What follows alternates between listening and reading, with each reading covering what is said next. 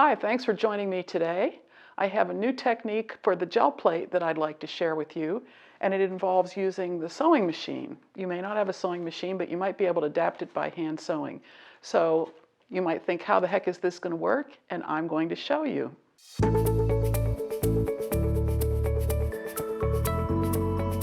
Okay, before I start talking about the gel plate, I want to talk about the thread that I'm using. This is a pearl cotton. It's a single strand. It is used for embroidery, but the 6-strand embroidery thread won't work for this. This is size 8, and size 8 is this medium thickness. There's a 12. The 12 is real thin. I wouldn't try 12. The 5 is way thicker, and that might work, but here's the thing you have to figure out. You wrap it onto the bobbin of your sewing machine.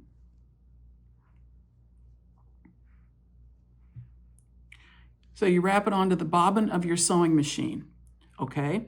So once you've put the bobbin in the sewing machine and you've pulled the thread up, anybody who knows how to sew knows what I mean. If you don't really understand it and you don't sew on a sewing machine, you could duplicate this with a needle and thread on paper.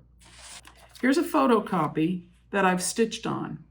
I stitched with a regular thread in the needle and then the pearl cotton in the bobbin underneath. So this is, and the reason I use a photocopy is because it's like a pattern. I could just kind of follow it. But here's what it looks like on the back. This is the side that's going to go down against the gel plate. Let me show you a couple other examples. Here's another one that I've already used, so you can use these more than once. And I did the stitching over this photocopy. So this is regular copy paper. So that works pretty well. Then I also have some cardstock. So this is a little bit heavier. And the cardstock, again, this is the side that I sewed with the regular thread in the needle and with the pearl cotton in the bobbin. So and this is done on a Bernina where I have lots of decorative stitches. So that's how I got the stitches. Here's another example using the decorative stitches. And here's an example where I just created a grid with thread. And then this was already cut out of this card, so I thought, well, that'll be interesting. Let's just see what happens with that.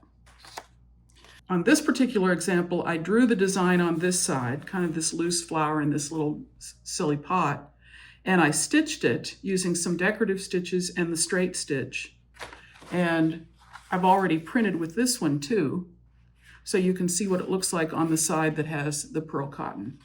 Now here are a couple samples that I prepared just for this demo. And in this case, I did the stitching with the decorative threads because I was thinking, well, if I did that on the gel plate, then maybe I could hand color inside. We'll see in a minute. In this case, however, the tension was a little bit tight. I don't know whether you can see, the holes are punched, but the thread didn't follow the holes. So this isn't what I was hoping for. What I was hoping for is what you see here. But then it made me think, well, maybe if I just take the thread out of the needle and I just stitch using the decorative stitches, I hope you can see that. Then I've just punched the holes in a pattern. So we'll try this. I don't know whether this is going to work. I haven't ever tried this, but I figured while we're here together, let's give it a shot. Okay, so I'm going to ink up my plate, make it really, really, really thin. A little piece of schmutz. Because, you know, you're dealing with a relatively shallow surface with this thread. So if the layer of paint is too thick,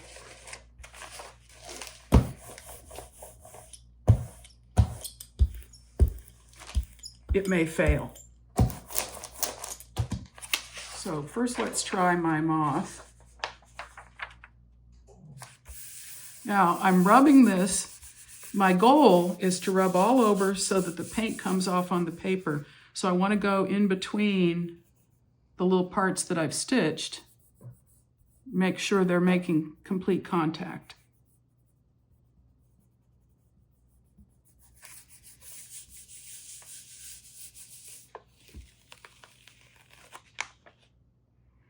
Now, if I had not been in such a hurry, I could have worked back over these areas right here And I can still get a baby wipe and wipe this part off before I transfer it. Okay, I'm going to set this aside for a minute and let it dry before I pick it up on paper. And I'm going to ink up this smaller plate and try the paper that's just perforated. Those perforations are also very shallow. So I want to keep the surface coating of the paint on the gel plate pretty thin. And I'm going to try a couple of things. I'm going to try these at the bottom here.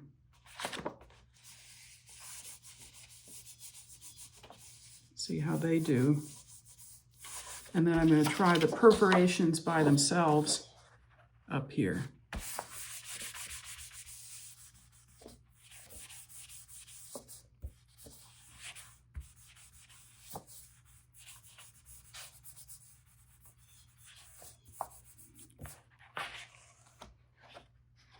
Okay, not fabulous, but might have potential.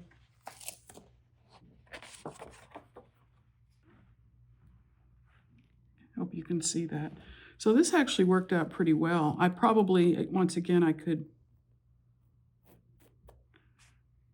probably need a Q-tip to get around that because it's so fine. So I'm going to leave it alone for now.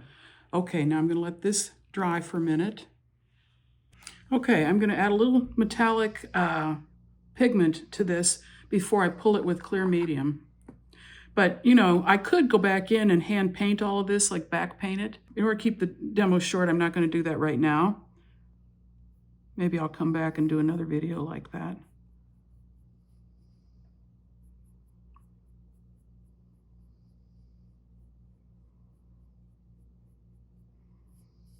At another time. This is Daniel Smith dry pigment, and I don't think they make it anymore. But Jacquard makes a pearlescent pigment that you can use in the same way that I'm using this. Okay, I'm using matte medium in order to transfer this. I'm going to transfer it onto a mixed media paper.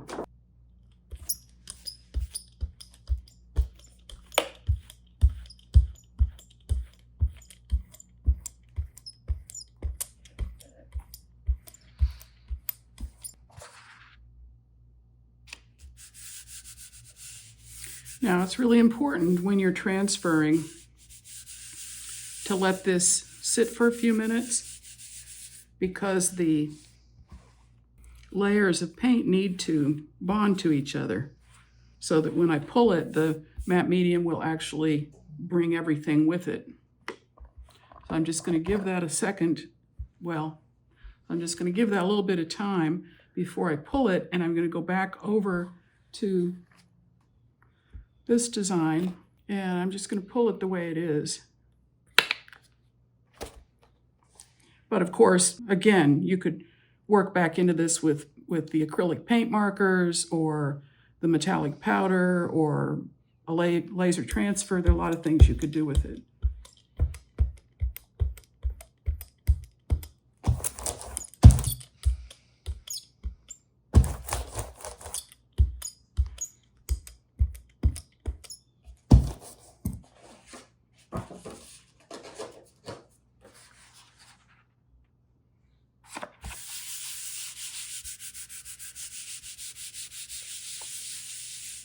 Uh-oh. Looks like I got it down a little bit crooked. Okay, I think it's been long enough. Let's see what we get.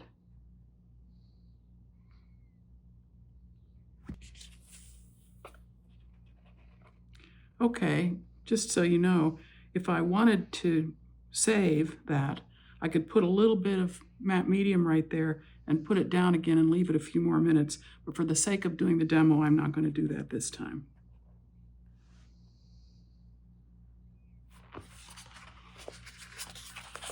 Okay, so that worked out pretty well. Obviously, I got a lot of speckling and staining because that dry pigment goes everywhere. And actually, when you're doing that, you should probably have on a mask So do what I say, not what I do. Let's see how the other one looks.